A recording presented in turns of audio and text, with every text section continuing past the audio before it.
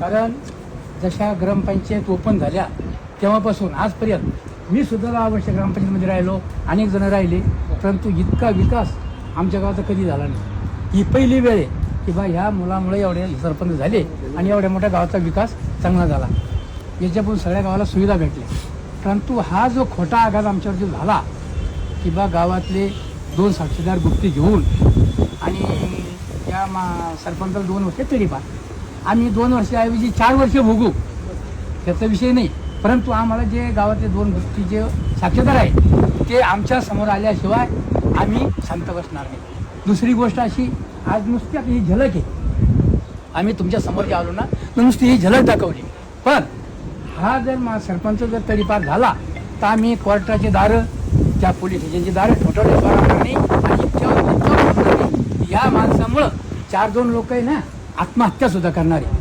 कारण एवढा मोठा आघात आमच्याकडे झाला तर हा खूप मोठा अन्याय आहे. आणि आजपर्यंत मागचा रेकॉर्ड तपासा, एवढ्या तुम्ही गावात येऊन गुप्ती चौकशी करा. जर हा मुलगा दारू पित असेल अगोदर, त्याच्याकडे एखादी टोळी असेल किंवा यानं काही कोणावर अन्याय केला, कोणाला मारलं, तर त्याच्याबद्दल आम्ही तुम्ही जी शिक्षा दिली ती आम्ही सगळं गाव भोगायला तयार राहू. नाही तर याच्यात मात्र पूर्ण गाव पेटून उठल्याशिवाय राहणार नाही. धन्यवाद. सगळं गाव मंगेश दादाची पाठी